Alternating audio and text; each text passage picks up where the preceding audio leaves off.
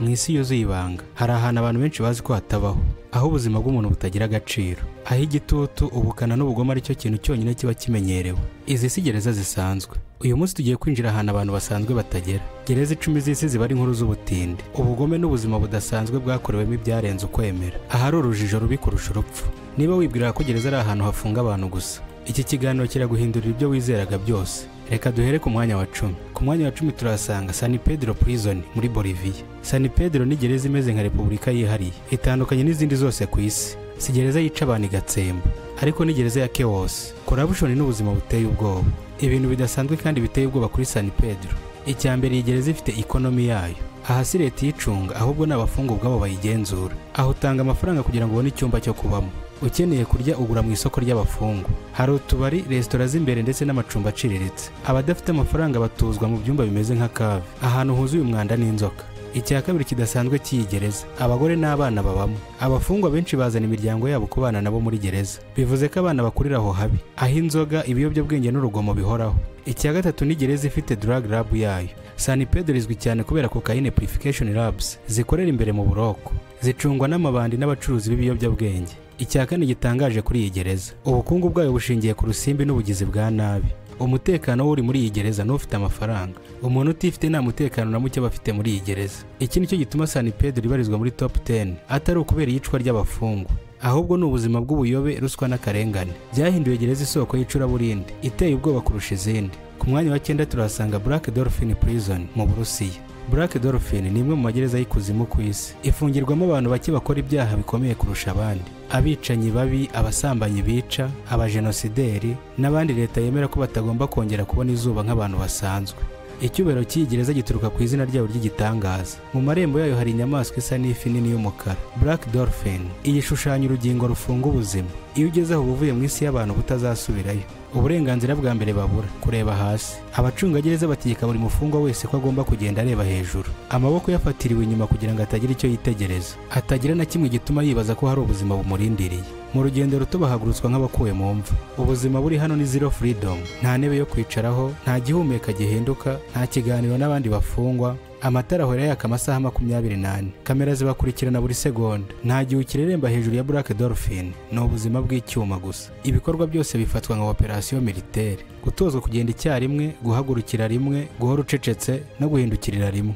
Abacungagereza babifashisha mu buryo bwa gisirikare, burimo n'akazi ko gufata imfungwa nk'aho ari inasi cyangwa umutwe w'iterabwoba. Abafungwa benshi bagiye bahamara imyaka 15 kugera kuri 30, ariko 99% y'abahinjira bakuramo imirambo. Ni gereza yahimbwe, where hides its monsters, ariko rimwe na rimwe hakajyayo n'abagororwa bakekwaho ibyaha byo gutekinika, kandi iyo wagezeyo nta muntu wongera kukwibuka. Impamvu Black Dolphin iri ku mwanya wa 9 si ihiga izindi mu yicwa ry'abantu, ariko ni uburoko bw'ibitekerezo, aho umubiri ubaho ariko ubuzima bugapfa. Ni gereza yo kunyuranya n'ubumuntu. Ku mwanya wa 8 turasanga Rikers Island muri Leta Zunze Ubumwe za Amerika. Rikers ni gereza iri hagati y'ijuru n'ikirere mu nyanja ya New York, ariko ubuzima buyirimo buremereye kurusha imidugudu mibi ya Amerika yose. Ni gereza izwi cyane ku isi kubera ibyaha bikorerwamo n'abacungagereza ubwabo. Iyi gereza ikora nka jango y'abantu. Rikers si gereza gusa, ni ahantu ubusazi n'urugomo bihurira, gutemwa, gukubitwa, ihohoterwa rihoraho, imvururu hagati y'amagurupe y'abanyururu n'ibindi. Abafungwa bavuga ko icumbi buri munsi rihinduka nka front line y'intambara. Abacungagereza ntibacunga ahubwo baba bahanganye. Rikers irangwa na corruption.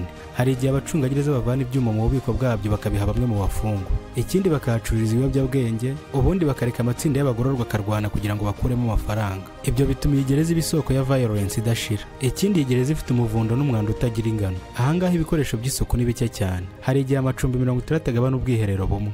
Icyo Rikers higira izindi gereza, ni gereza iri mu gihugu gifite amafaranga menshi, ariko iyi gereza yica abantu benshi kurusha iziri mu bihugu bikennye. Ibyo byayihinduye ikimenyetso cy'uko igihugu gishobora gutera imbere mu miturire, ariko kikabura gutabara abahuye n'ubutabera. Rikers iri ku mwanya wa 8 muri gereza mbi ku isi, atari ikibazo cy'igihugu kidashoboye, ni ikibazo cy'igihugu gikize ariko cyemera kubyara umwijima mu bice byacyo. Rikers ni urwibutso ko progress itavuze humanity. Ku mwanya wa 7 turasanga Bangkok Prison muri Thailand. Bangkok Hilton, izina risa neza ariko imbere rifite ukuzimu kudasanzwe. Bangkok ni gereza y'abanyamahanga benshi, n'abacuruzi b'ibiyobyabwenge, n'abantu bahamwe n'ibyaha bikomeye muri Thailand. Aha ni ahantu hatazwi cyane ku mbuga nkoranyambaga, ariko benshi bita gereza y'urupfu mu buryo bubanjirije urupfu. Iyi gereza isa neza inyuma, ariko imbere ubuzima ni ugukubitwa, inzara, imvura y'umuriro n'ubucucike budasanzwe. Abahoze bahafungiye bavuga ko ari cyo gice cy'isi kitagikeneye izuba. Muri iyi gereza amaboko ahora afungiye mu ngufuri iminsi yose. Abagororwa benshi batangira ubuzima muri Bankweng bafite amakando y'ibyuma ku birenge, rimwe na rimwe iminsi myinshi, abandi amezi, abandi imyaka itabarika. Muri iyi gereza ni uguhangana n'ububabare buhoraho, kugenda bigoranye no kutabasha gukora ikintu na kimwe. Ni uburyo bwashyiriweho kugira ngo umuntu yibagirwe ko ari umuntu. Inzara n'isuku biri ku rwego rwo hasi kurusha ahandi hose muri Aziya. Umuceri w'umukara, amazi mabi ku rwego rwa nyuma n'ibishyimbo by'umunuko mwinshi. Abafite amafaranga bagura ifunguro ryiza, abakene bagapfa buhoro buhoro. Bankweng ni imwe muri gereza zakira abanyamahanga benshi muri Aziya. Nta muntu basura, nta kintu bamenya ku buzima bwa Thailand uretse guhora mu mubabaro n'agahinda birenze ubwenge bwa muntu. Bankweng ifatwa nka gereza ikora preparation to death. Impamvu Bankweng iri ku mwanya wa 7 muri gereza 10 za mbere ku isi mbi. Ni gereza itica abantu nk'izindi, ariko umubiri n'ubwonko bihinduka ibicucu kubera amakando y'ibyuma. Inzara, nta burenganzira, nta soko yo kubaho, muri make nta rundi rwego rwo kwiyumva nk'umuntu. Ku mwanya wa 6 turahasanga Fuchu Prison mu Buyapani, gereza y'umutuzo, ariko umutuzo w'ububabare n'ubugome bwicaye mu mutima. Fuchu ni gereza nini kurusha izindi mu Buyapani. Ubuyapani buhereye mu bwicanyi buke, umutekano mwinshi n'imico myiza. Ariko Fuchu ni ikimenyetso ko mu mutuzo wabo harimo kuzimu kw'ibanga. Fuchu ni amakimbirane menshi aba muri koridoro, nta magambo, nta rusaku, nta kurwana. Ariko ibyo ntabwo ari umutekano, ni igitugu giturika bucece, aho umufungwa wese ahaguruka igihe kimwe, akagenda ku murongo umwe, akarya ku isaha imwe, ariko agaceceka iminsi yose. Aho ubuzima burasa n'ubw'amashini idatekereza, silent system, ubutegetsi bwo kutavuga. Muri Fuchu, gushaka kuvuga bishobora gutuma ufungwa iminsi myinshi mu cyumba cy'icuraburindi, ukubitwa, ugasubizwa muri re-education cell. Aha kuvuga kwawe ni icyaha, no gutera ijisho mu maso y'umucungagereza ni amakosa. Nta kureba televiziyo, nta gucana radiyo, nta guhumurirwa telefone. Ni disipurine y'igisirikare itagira imbabazi. Fuchu izwiho gukoresha psychological control kurusha izindi gereza zo mu Buyapani. Abafungwa bashyirwa muri gereza zegeranye cyane, abandi bagirwa nk'aho batabaho, abandi bahabwa imiti bacecekesha. Ni ikigo cya mental suppression, aho ufungwa atakaza ibitekerezo bye buhoro buhoro, kandi bahabwa imirimo yo kubaka ibikomeye, kubaka ibikoresho by'igisirikare, gukora ibikoresho bya electronique. Bakoreshwa imirimo irenze ubushobozi bw'umubiri. Impamvu Fuchu iri ku mwanya wa 6 muri gereza 10 ziteye ubwoba ku isi, si gereza y'ubwicanyi bukabije, ahubwo ni gereza yica umuntu gahoro gahoro mu mutuzo wa discipline, aho uburoko bwabo ari psychological torture, bucece, butanica amaraso ariko bugashongesha ubwenge bw'umuntu. Ku mwanya wa 5 turahasanga Sabaneta Prison muri Venezuela, gereza iteye nka volcano y'amahindure, urusaku, intambara n'amaraso atajya arangira. Sabaneta ni gereza yabaye ikimenyetso cy'umwijima wa Venezuela. Isi yose irayizi kubera ibintu byabaye hano byarenze ibitekerezo bya muntu mbere y'uko ifungwa muri 2013. Muri iyi gereza intwaro zari mu maboko y'abafungwa. Iyi ntabwo ari inkuru, ni ukuri. Muri Sabaneta gufungwa ntibikubuza kuba umuyobozi w'intambara. Abafungwa babaga bafite AK-47, gerenade, imipanga na za pistole. Abajura n'abicanyi bicaye imbere mu buroko, ariko aribo bayoboye gereza. Aha abacungagereza nta jambo bafite, ahubwo n'abafungwa bayigenzura. Sabaneta ntiyagiraga umunsi w'amahoro. Ibishashi by'amasasu byabaga binyuranyuranamo, abantu barwanira ibyo kurya, amatsinda y'abicanyi n'abagizi ba nabi barwanira kuyobora gereza. Hano abantu barakubitwaga mu buryo buteye ubwoba. Hari igihe intambara yamaze amasaha 28 idahagaze. Iyi gereza rifite ubucucike buteye ubwoba kurusha izindi zo muri Amerika y'Epfo. Gereza yubakiwe gufata abantu 700, ariko yakiriye abantu barenga 3700. Icyumba cy'abantu 20 kikabamo abantu 100. Aho umwanda wari mwinshi kurusha uko wabitekereza. Nta mazi meza, imivu y'amateka y'imyanda igera mu byumba byose. Indwara zahitanaga abantu buri cyumweru. Plan system, imiyoborere y'amafiyazi y'imbere. Aha habaho plan, umuyobozi w'abafungwa ufite imitwe yayoboye, n'uburenganzira bwo gutanga ibihano n'amategeko, ndetse no gutanga ubuzima mu bari imbere mu buroko. Plan ni nk'umwami w'isino, ufite ibikoresho bye, abamurinda ndetse n'icyumba cye. Abacungagereza bamureberaga kure, nta kwinjira. Gereza yabaye igihugu gifite ubutegetsi bwacyo bwigenga. Iyi niyo gereza yabaye nk'ukuzimu mu mateka ya Venezuela. 2013 habaye imvururu zikomeye. Abantu barenga 60 biciwe mu mwiryane, abandi bakomeretswa ku rwego rw'ubugome budasanzwe. Ibice bimwe byagurishwaga n'amatsinda y'abafungwa, nk'uko umuntu agurisha imijyi. Nyuma yo kureba ibyo byose, abategetsi b'igihugu baravuze bati, Sabaneta si gereza, ahubwo ni intambara mu zindi. Impamvu Sabaneta iri ku mwanya wa 5 ni gereza ishingiye ku ntwaro, gukubita, ruswa, imvururu, indwara, ubucucike n'ubugome budasanzwe. Ni gereza ihagaze ku mpamvu imwe gusa, ubugome bw'abantu bwarenze imipaka y'ubumuntu. Ku mwanya wa 4 turahasanga La Modelo Prison. Iyi iri muri Colombia. Iyi ni gereza ihuza isi ebyiri, iya paramilitary n'iya narcos, zombi zirwana n'ibirangirire mu rukiko. ahubwo mu buroko.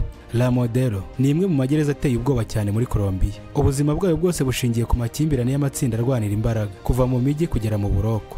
Iyi gereza ifite ibice bibiri, ni nk'isi ebyiri zidacana uwaka. La Modelo igabanyijemo Side A, abarwanyi ba FARC na ELN, ndetse hakaba na Side B, abacuruzi b'ibiyobyabwenge, abicanyi ba cartel n'amatsinda akomeye ya Narcos. Ibi bice byombi bifite abayobozi babyo, imbaraga zabyo n'amafaranga yabo atuma bakora ibi byose. Ariko ikintu kimwe bibangikanye, urwango rutagira iherezo. Ibyo hanze by'umujyi byinjiye muri gereza nta tandukaniro neza nk'uko babagaho hanze. Amatsinda ya Narcos n'abarwanyi ba paramilitary bakomeza intambara zabo nk'uko bari muri jungle ya Colombia. Gufata bugwate, ibyuma, imipanga n'imbunda bibasha kwinjizwa. Ruswa iri ku rwego rwo hejuru. Abacungagereza bamwe bahinduka abakozi b'amatsinda yo hanze. Gereza iba front line y'intambara ya Colombia. La Modelo yigeze kuvumburwamo imibiri ibarirwa mu magana muri za tano zo munsi y'inyubako. Byahishuwe ko gereza yabaye urwobo rwinjizwamo abantu nta gukurikiranwa kw'amategeko. La Modelo ifite amategeko yayo yihariye. Niba utishimira itsinda ririho uhinduka umwanzi waryo, ubwo urahigwa ngo wicwe. Niba uhingutse muri koridoro itari yawe uhita uhagwa. Niba ufite ikibazo cyo hanze kirangirizwa imbere mu buroko. Aha nta rukiko rukora, ni amatsinda y'ubugome akora justice yayo. Impamvu La Modelo iri ku mwanya wa 4 muri gereza ziteye ubwoba ku isi ni gereza irimo intambara ya paramilitary, ubwicanyi bwa Narcos, ruswa ya polisi, ubwicanyi bwa kinyamaswa, imibiri ihishwe n'imbaraga za mafia mu buryo bwemewe bitavugwa. Ni gereza iteye ubwoba kuko abantu bose bahinjizwa atari abicanyi, ariko abenshi basohoka ari imirambo. Tugeze ku mwanya wa 3, turasanga gereza yitwa Tadmor Prison muri Syria. Tadmor Prison ni gereza yabaye umwijima w'igihugu cya Syria imyaka myinshi. Niyo gereza izwi ku isi yose kubera iyicarubozo, ubwicanyi butagira imbabazi n'uburyo ubuzima bwahindurwaga ivumbi n'umuyaga. Iyi gereza yanditswe mu mateka nk'ukuzimu kwa Syria. Tadmor ni yari gereza isanzwe, yari santere y'iyicarubozo, aho abantu bajyanwaga kugira ngo bicwe umutima, bashwanyagurwe mu mubiri, batandukanywe burundu n'isi ku buryo batazongera kubonwa n'abo bakundaga. Abantu benshi bavuga ko ari gereza yica umuntu mbere y'uko bagerageza kumwica mu mubiri. Hari iyicarubozo ryiswe The Welcome Party. Iyi mfungwa yagiraga Tadmor yakirwaga n'ikintu bise The Welcome Party, gukubitwa n'amasikuti y'ibyuma kugeza upfumutse, kugutegeka gutera ibipfunsi no gutera imigera ahantu hose, gukandamizwa kw'amajosi n'amaboko. Hari icyitwa faranga, gukubita ibirenge n'ikibuno kugira ngo umuntu ananirwe kugenda. Hakaba kandi durab, kugushyira mu kimeze nk'umufuka bakakuzungurizamo kugeza umutwe ushyushye nk'ifuru. Hakaba kandi ghost hang, gufatira amaboko n'amaguru mu kirere, umutwe wawe ureba hasi iminota myinshi, ubwonko bukenda gusandara. Ibi byose byabaga buri munsi, umunsi ku wundi. Abahoze bafungiye bavuga ko Tadmor yari ifite ubushyuhe bukabije, amacumbi yuzuye amaraso, ubwiherero butarimo n'amazi, inzara ihoraho umunsi ku wundi. Abantu baryamaga mu byobo bikomeye. Nta kindi cyari gikwiye iyi gereza uretse gufungwa. Yafunzwe ahagana mu 2001 kuko ibyaberagamo byari birenze ubwenge bwa kimuntu. Mu 1980 habaye ibintu byanditswe mu mateka nka bumwe mu bwicanyi bukomeye bwabereye muri gereza. Abasirikare binjiranye imbunda n'ibisasu, basaka icyumba ku kindi. Aha bahiciye abantu barenga 1000 mu masaha make. Amazina yabo nazwi kugeza ubu, ndetse n'imiryango yabo niyigeze imenyeshwa. Iyi masakre yahinduye Tadmor ikimenyetso cy'ubuyobozi budafite imbabazi. Nubwo nyuma ICC yasenye Tadmor, amateka yayo niyigeze apfa kuko ibyayibayemo byarenze ubushobozi bw'amarangamutima.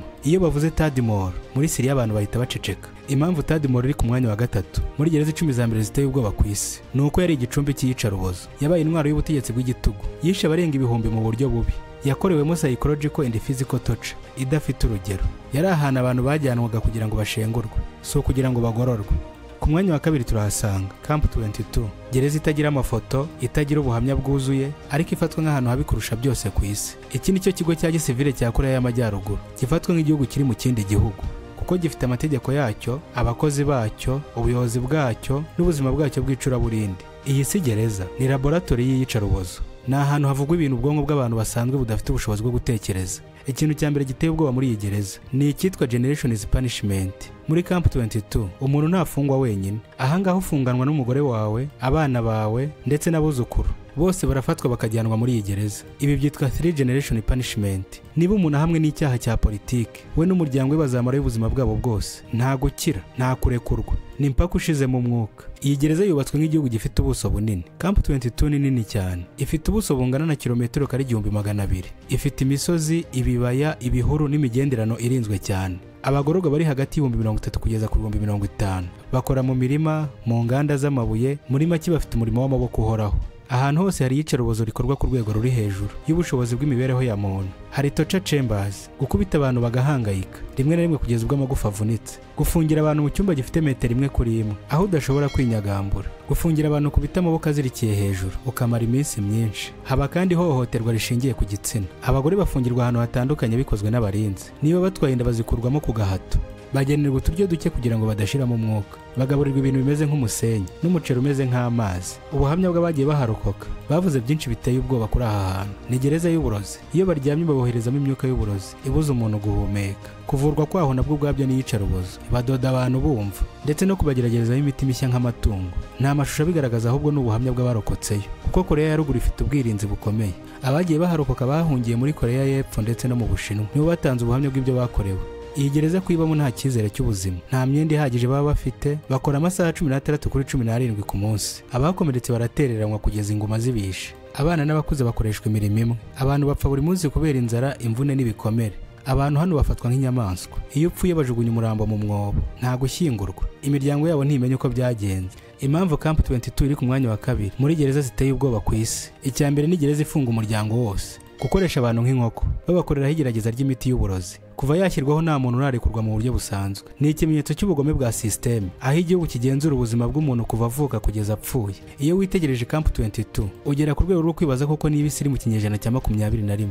Tugeze ku mwanya wa mbere. Ku mwanya wa mbere turasanga gereza yitwa ADX Florence muri Leta Zunze Ubumwe za Amerika. Iyi gereza izwi ku izina The Alcatraz of the Rockies, gereza y'imyuka, aho umubiri uba uriho ariko umuntu agapfa buhoro buhoro. Iyo bavuze amagereza akaze ku isi, izina rya mbere riza hejuru ni ADX Florence muri Amerika. Ni gereza yubatswe mu buryo bushya. Ntabwo yubatswe ngo ifunge umubiri gusa, ahubwo yubatswe ngo ifunge n'ubwonko, umutima n'ubuzima bw'umuntu bwose. Nta wundi murongo. Iyi ni gereza ikomeye kurusha izindi zose zo ku isi. Iyi gereza yubatswe nk'igikoresho cya Total Isolation. ADX ni gereza ya Super Maximum Security, kimwe mu bishyira ku mwanya wa mbere. Ukwegerana n'abandi bantu bicika burundu. Umugororwa aba wenyine muri seri ya metero nk'ebyiri kuri 3. Urasinzira, ukarya, ugatekereza, ugasaza, byose uri wenyine. Imiryango y'icyuma, indakumirizwa n'amabuye akomeye, nizo nshuti zofungiyemo. Nta gereza nimwe kuri iyi liste igera ku rwego rwo guheza umuntu mu buzima bw'ubwigunge nka ADX. Ahangaha uba mu cyitwa concrete box, habitation igufunga n'amaso. Icyumba cy'umugororwa ni beto gusa, nta giti, nta karangi, nta na kimwe kirangaza gitanga ibyishimo. Idirishya ni rito cyane, rifite umwanya muto wo kureba hejuru. Niyo ugereje kureba hanze ubona igicu gusa. Umunyururu ntareba abantu hanze, ntabona imijyi, ntabona imodoka ndetse ntabona ubuzima. Ni nko gufungira umuntu mu isanduku munsi y'isi, ariko ifite akadirishya gato k'ijuru. Ni isaha imwe gusa yo gusohoka muri beto. Ahangaha umugororwa amara amasaha 23 ku munsi muri sel. Isaha imwe gusa yo gusohoka, ariko nabwo ntago ajyanwa mu busitani, ajyanwa mu kindi kintu gisa n'igikombe cya beto gifunguye hejuru. Hariho inkuta ndende nta muntu abona. Ni nko kuvuga ngo humeka gato ubundi usubire mu isanduku. Nta gereza muri izi zindi twabonye ifunga abantu amasaha 23 ku munsi ku rwego rwa systeme, ku bantu bose ku buryo buhoraho nk'iyi.